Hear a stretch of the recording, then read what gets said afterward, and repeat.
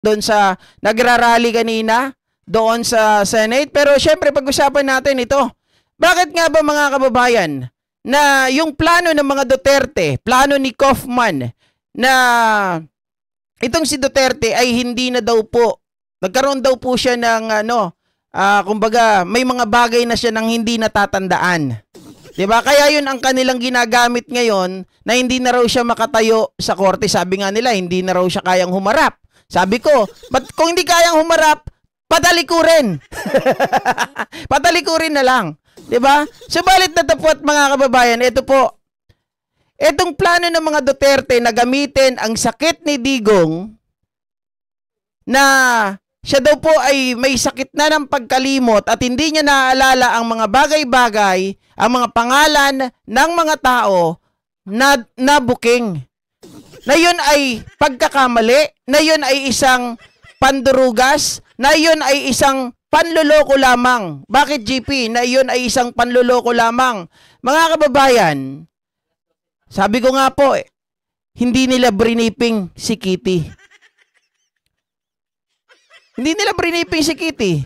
Kaya nangyari, mga kababayan ko, naku po, etong nangyari sa kanila ay kahiya-hiya.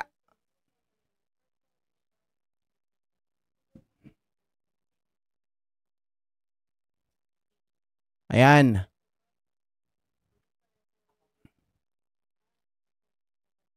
Mahirap pag magkakaiba yung settings ng yung kanina. Kasi pinapalaki pa natin. Nag-request kasi kayo palakihin eh. Ayan. So,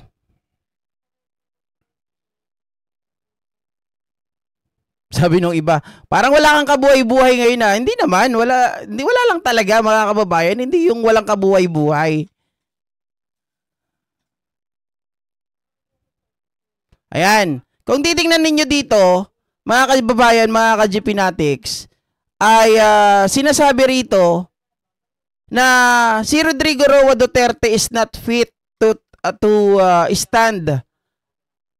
stand trial as a result of cognitive impairment in multiple domains. Mr. Duterte's condition will not improve, and for this reason, the pre-trial chamber must adjourn all legal proceedings in his case indefinitely. Iyan ang sinasabi nitong si Kaufman. Subalit mga kababayan, nagsasabi si Kaufman na ganyan ang lagay ni Digong na ito nga daw po ay may sakit na ng kalimot, pero hindi nila nasabihan itong si Kitty. Mga kababayan na nagsalita rin kamakailan lamang. Anong sinabi ni Kitty? Sabi niya ganon, he is 80. Of course, pag 80 ka, you have a lot of ailments. Masakit yung likod, may diabetes. I think yung mga normal ailments ng 80 years old, hindi naman yung something na we really have to worry about. For an 80 years old, he's pretty strong, no reason to worry.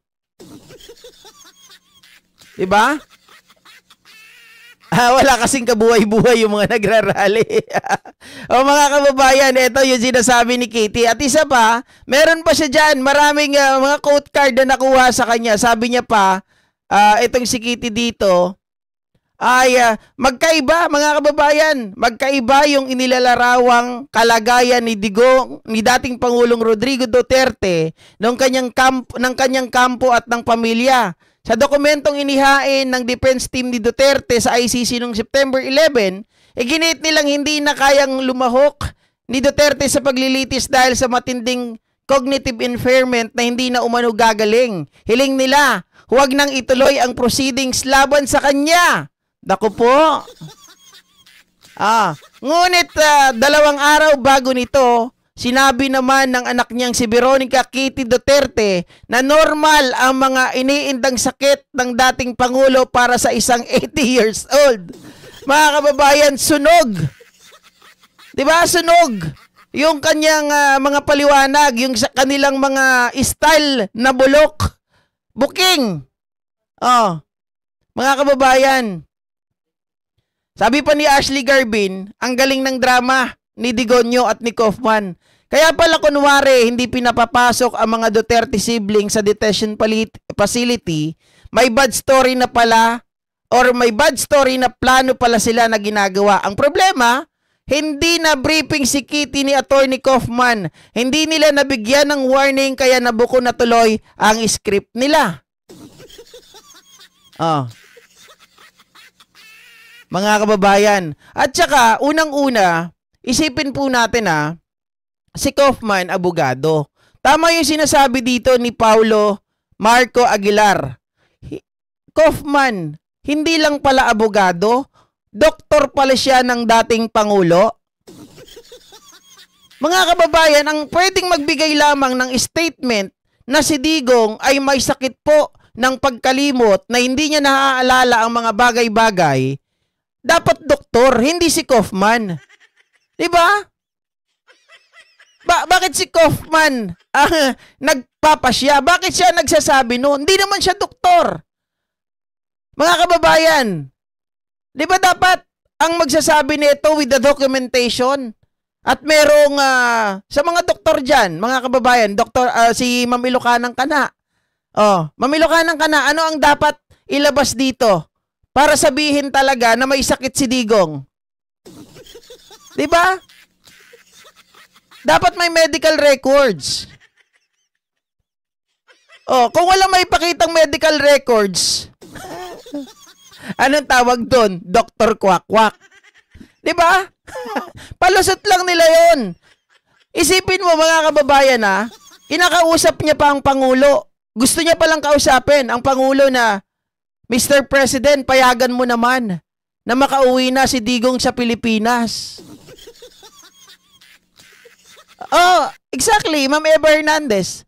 May doktor ang ICC. So dapat, mga kababayan, doktor ng ICC ang magbe-verify, ang magsasabi sa atin na tama yung assessment. Tama yung inilabas na tawag dito mga kababayan, statement ni Kaufman. Ang problema dito pa lang may problema na sila eh. 'Di ba? Kay Kitty pa lang mga kababayan nagkakaproblema na sila. Kay Kitty pa lang ay durog na sila. Oh, wala na silang pwedeng sabihin doon. Mga kababayan, hindi na sila pwedeng sasabihin nila hindi totoo 'yan. May sakit talaga. Sakit ng pagkalimot. Tingnan nyo to. Meron pang isang sinabi si Kitty na naglaglag sa kanila mga kababayan, mga ka-GP Natics. Ayan. Ito pa ang sabi ni Kitty. Nakadagdag ng problema ni Digong at ni Kaufman. Sabi ni Kitty mga kababayan, September 4 ito sabi niyang ganon, all I can say is that he's doing good and he's alive. Doing good and he's alive. Health-wise, he looks the same. I think the fact that most of the family are here to visit, it makes him stronger mentally, physically, and emotionally. Sabi ni Kitty. Paano ngayon yan? Mga kababayan, kung ang pag-uusapan natin ay lohika, 'di ba? Ito pa lang wala pa yung wag na natin muna pag-usapan yung mga sa doktor. Dito pa lang nagkokontrahan yung sinasabi nila ni Kaufman. 'Di ba? Hindi mga Ma'am Lilibet, ang gusto ko lang i-point out dito, i-emphasize bakit magkaiba ng statement si Kaufman at itong si Kitty Duterte. Si Kitty, na laging nandun, sabi niya yung tatay niya, he's good. 'Di ba? Okay siya. Malakas siya. Para sa 80 years old. 'Di ba? Sabi niya ganon. He looks the same. I think the fact that most of the family are here to visit, it makes him stronger. Pero sabi ni Kaufman, nagsasuffer ito ng significant cognitive deficiencies that affect his memory. Saan kaya nakuha ni Kaufman yun? No? Parang siguro napanood nito si Gloria Macapagal Arroyo. Mga kababayan, sabi niya siguro, ganito pala ang mga ginagawa ng mga politiko sa Pilipinas kapag nagkakaproblema, bigla nagkakasakit. Oh, gamitin kaya natin yung style na yon. Ang problema, sila lang ang nag-uusap. Si Kitty, hindi nila nakausap ng maayos. Hindi nila na-briefing. Nabukelya. Oh. Diba? Ibang klase rin to si Kaufman, mga kababayan. Siyempre, ayaw niyang bitawan. Itong kanyang client, 150 million yan kada buwan. Diba? Oh, 150 million kada buwan. Saan ka pa? Tama ba ako? 150 million kada buwan? Siyempre, di niya bibitawan yan. Gagawa at gagawa ng paraan. Lahat, mga kababayan, paniwalain niya yung mga Duterte sa kanyang mga pinagagawa. Pero hindi naman mga loko-loko yung mga yun eh. Unang-una, papayag ba si Pangulong Bongbong Marcos na pauwiin si Digong doon? Oh. His daily executive functioning, his bisyo, constructive abilities in his orientation to place and time. Talaga naman, no? Delaying tactics lang yung ginagawa nyo eh. Pero hindi kayo makakalusot. Kasi ang taong bayan ngayon nakatutok dito. So, how can you defend? Diba? How can you debunk etong salaysay ni Kito Duterte na okay lang yung tatay niya?